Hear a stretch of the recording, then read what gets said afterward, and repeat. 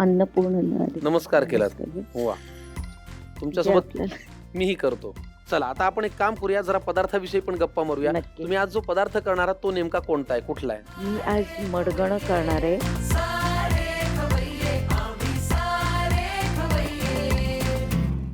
मी स्वतः कोकणी आहे. GSB code Saraswat ब्राह्मण, जीएसबी कोकणी, कारवार बाजूची.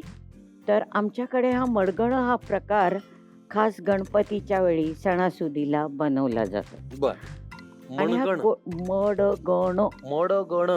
गण आहे. हा, ठीक आहे. आता तुम्ही स्वयंपाक करेपर्यंत तो चष्मा इकडे आणा, इकडे आणा. काय हरवायला नको. मी तुमचा पंचायत होईल माझी. नाही, मी जपून ठेवतो ना इथे.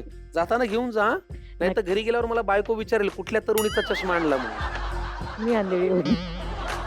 चला, मडगण साठी लागणारं साहित्य काय ते बघूया. साहित्य घेऊन या प्लीज.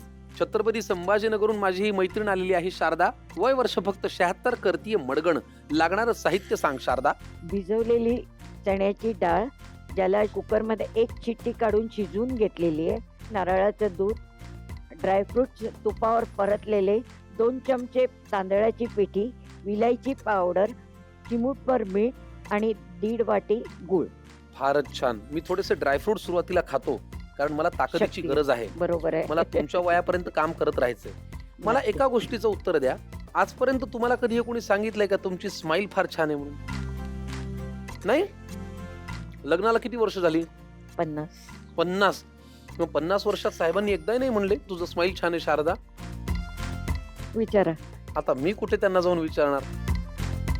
बरं ठीक आहे, जाऊ दे. आज मी तुम्हाला आपण करायची मी करतो ना. तुमचं स्माइल फार सुंदर. मी कसं सांगू माझं स्मेल चांगला? धन्यवाद अंबज्ञ. चला, मडगण साठी लागणारं साहित्य, हे सगळं साहित्य पुरेसं आहे का अजून काही लागणार आहे? गूळ लागणार आहे याच्या सोबत. तेच मी तुम्हाला म्हणतोय, तुम्ही गूळ आणायला विसरलात. काय गूळ? ते काही काळजी करू नका. गूळ तुम्हाला मीठ देणार आहे. तुम्हाला फक्त देवाला हात जोडून एकदा गुळ गुळ म्हणायचे. गुळ आपोआप येईल. म्हणा गुळ गुळ गुळ. आता डोळे दाखवून तसेच थांबा, मी गुळ घेऊन येतो. हा, गुळ गुळ. काय करूया पहिल्यांदा? एक कढई घ्यायची. कढई लागेल. बर, मला पाणी पण लागेल. हो, देणार ना मी तुम्हाला. आता या बाउल मध्ये चण्याची डाळ काढून घ्या. बर, 1 वाटी भिजवून शिजवलेली चण्याची डाळ. पुरे? हा, पुरे. तेवढंच पाणी टाका. बरं,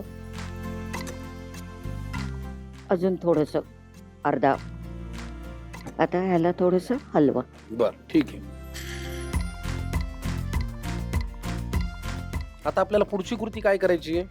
पुढची कृती, एक छोटा चमचा घ्या. ठीक आहे. हे तयार करून ठेवायचंय ना मला. ठीक आहे. त्याची स्लरी. स्लरी तयार करायची होय.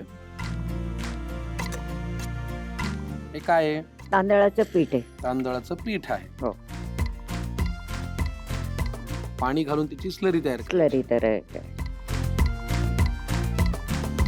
मी मानलं, पण तुम्हाला पदार्थ करून दाखवायला, आपल्या घरची चव दाखवायला तुम्ही संभाजीनगरहून इथे आलात. किती छान. आता ही स्लरी याच्यात घालायची का? हो. द्या. बघा. टाका. चालेल.